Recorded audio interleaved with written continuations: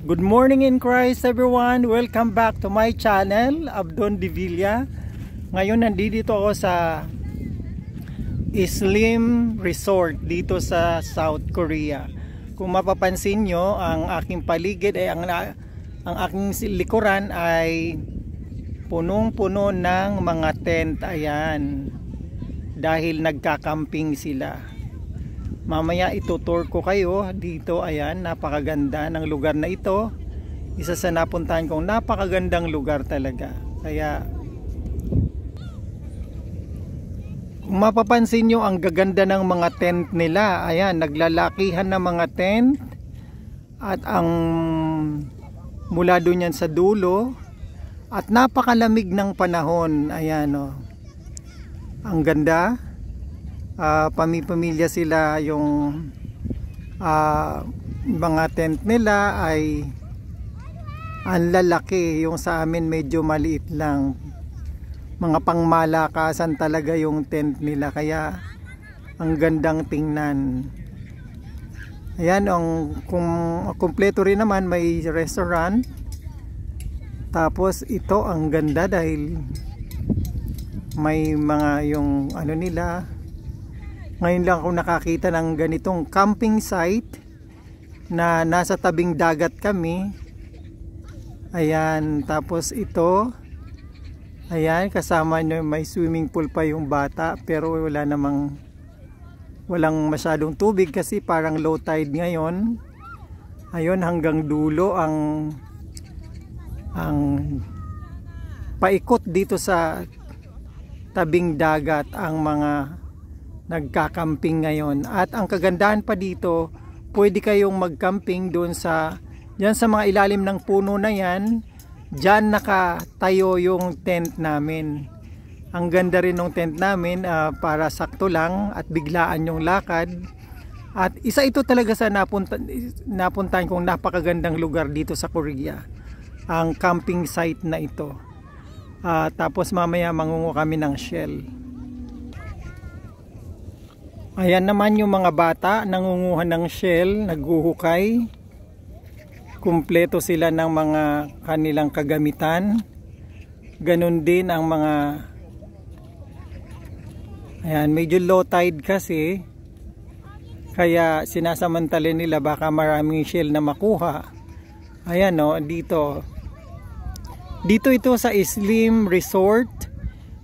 Mula sa Incheon ay 40 minutes lang ang biyahe dito sa tabing dagat na ito. Kaya madaling puntahan. Pwedeng mag-overnight dito at sabi nga nila mag-overnight daw kami mamaya. So kaya nagdala kami ng maraming pagkain at syempre mga bibihisan. Ang ganda talaga ng site na ito kasi ang ganda ng bukod sa ang ganda pati ng panahon, hindi siya mainit, malamig pa rin kahit tirik na tirik na ang araw. Ayan, tingnan mo, ang dami nilang mga tent na ang daming tent na naggagandahan.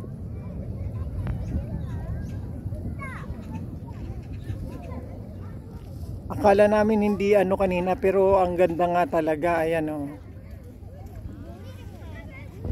Ang ganda ng mga nila. Maganda talagang magpunta dito. Ayan.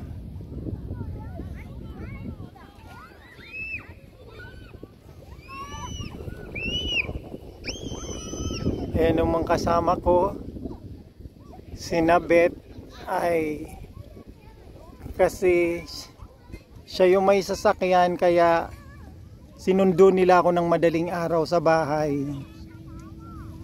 Ayan, parating na at mangunguha daw kami ng shell.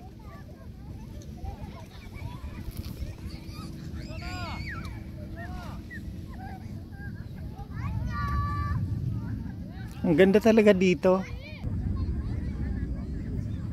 Dito na ako sa gitna at maghahanap tayo ng mga shell na makikita natin dahil dati maraming yung pinunta namin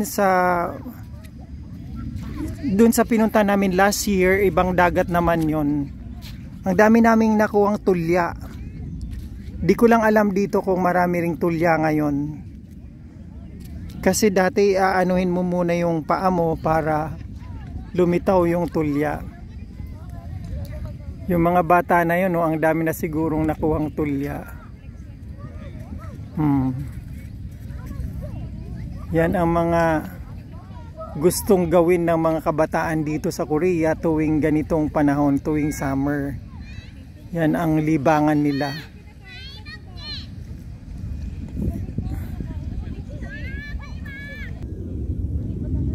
Ayan na si Beth at si Ali. Meron daw na buhay. Meron daw na buhay na nakuha sila na shell. Ano yung nakuha mo, Beth?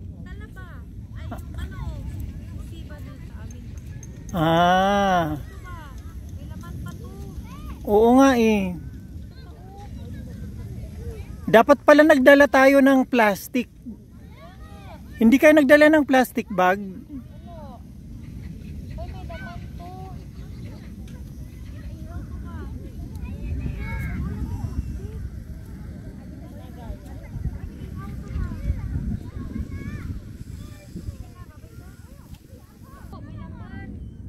Ano? May laman? Dali, manguha tayo kasi dun sa pinuntahan nga namin dati na dagat din ganito, ang daming tulya.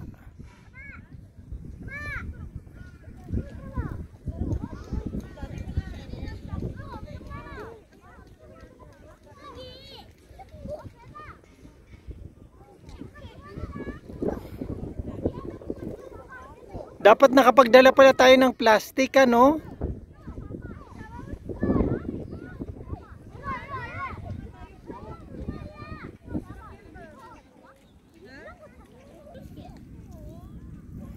Ang cute ng dalawang bata, oh. Kumpleto ng attire.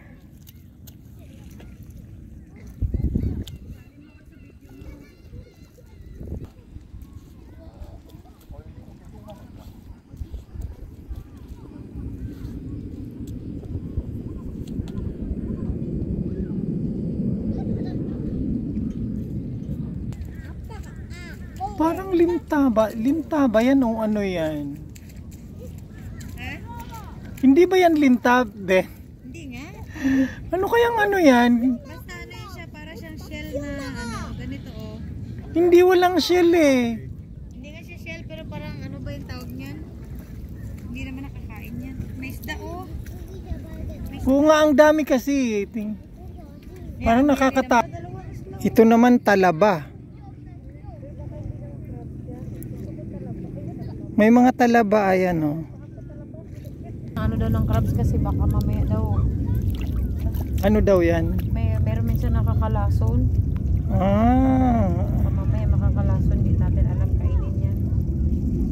Ayun oh, nagpatong na sila. Dami nga oh, yan oh, nagkakalat. Ayun oh, magkapatong. Pag tuwing nagkikita sila. Patong. Ayun oh, yung dalawan magkapatong din. Hindi, nag-aaway yan. Nag-aaway ba yan?